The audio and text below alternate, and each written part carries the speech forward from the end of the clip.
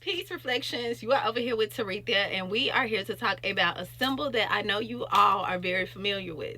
We are here to talk about the compass. Yes, the compass and Egyptian magic. Okay, Egyptian symbolism as well. All right. We all know that Egyptians in the older world reflection, they would use a lot of symbolism dealing with magic. Okay, that we use a lot of things that we see today. It comes from Egypt. Okay, so we also know that the Egyptians dealt a lot with necromancy. They dealt a lot with calling in the dead reflection. All right, so let's talk about how all this goes together, how the compass and Egyptian symbolism and all that goes together. Well, first let's talk about a couple symbols of magic. Okay, keep in mind the Egyptians documented everything. The Egyptians were some of the first people to ever come up with a dream journal. Keep in mind, when you go to sleep, it's almost like you're going into another realm reflection. Think about when you have dreams. Sometimes your dreams can seem so real, and some people can actually control their movements. They can control things within the dream state. Okay, that's not by design. Okay, so with that being said, let's talk about a couple of Egyptian symbolisms that I'm pretty sure you are familiar with. Okay, think about King Tut or any of the pharaohs, what they would wear on their head. Okay, a lot of people, you would see the cobra there, and you would see the vulture, right? Okay, so let's talk about it. So the hawk, the cobra, and the vulture, these are all known symbolisms, magical symbolisms from the Egyptian world. Okay, reflection. So what do they represent? We know that the Egyptians dealt highly in the Trinity, the 3, the 6, and the 9 reflection. This whole planet is literally built off the 3, the 6, and the 9, and the Egyptians knew this well. All right, so whenever you are dealing with any type of form of magic reflection, the Egyptians, you will always find the numbers 3, 6, and 9 somewhere in there. All right, because they believe heavily in the Trinity. Okay, so let's talk about the Trinity a little bit. All right, let's talk about the falcon. The falcon represents Horus. The falcon represents the king reflection. That is what the falcon represents when you see the falcon in certain Egyptian symbolism. All right, now the cobra and the vulture, they excuse me, the cobra and the vulture, you will see them on the pharaoh's hairdresses sometime, right? So but what does that really represent? A lot of people,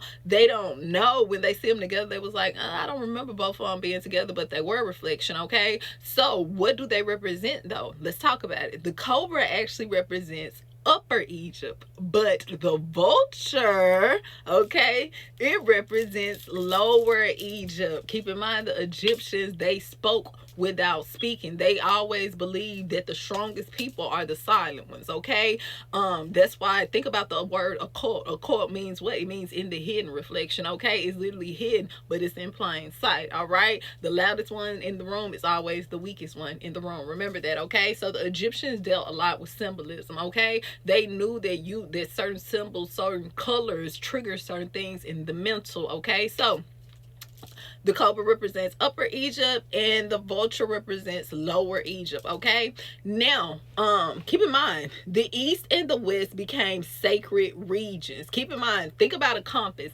A compass, you have north, you have south, you have east, and you have west. Okay, they broke the lands up just like that, and they believed that every piece of the land reflection, every piece of the land actually held a certain type of power. All right, held a certain type of energy. All right, so let's talk about a little. I know we've all heard about black magic, and we've all heard about white magic. Okay, that's the lighter magic, as some people would like to say, and the black magic is kind of dealing more with the necromancy and different things like that. All right, so how does Ra and how does Osiris come into that? Okay, when you think about Ra, you think about the sky, right? Okay, you're thinking about the sky, you're thinking about the light. All right, so that's where Ra comes in, and that's to the east. That's to the east. Okay, so let's say there was this city that was about to be created, that was about to be built in the east. Ra's energy in the Egyptian time, Ra's energy would be dedicated to the east. That's how that goes right there.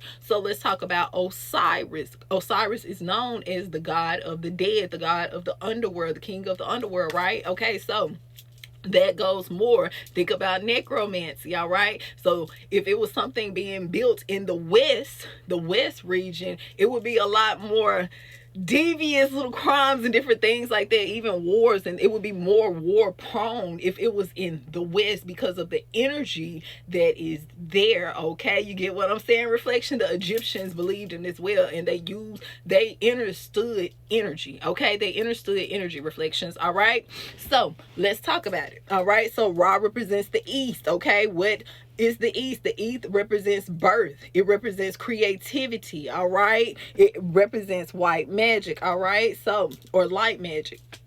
So when you hear certain people speak about that reflection, and if you want to know why certain things happen in certain places as well, go back to the compass. All right, nothing is new under the sun. Nothing is new under the sun. All right, and a lot of people know this, but most don't. So let's talk about it. Okay, now let's talk about Osiris. Osiris represents the West. The sun don't sit in the West, baby. It don't sit in the East. Which one is it? Okay, so I guess it depends on where you look and what's your view like, right? So let's talk about it. All right, remember the opposite. Ra, Osiris is the opposite. Ra is the upper, Osiris is the lower world. All right, so Osiris represents death. He represents destruction. He also represents black magic. Remember when I was telling you that certain things would happen. Let's say we were back in the Egyptian times and they wanted to build something in the West.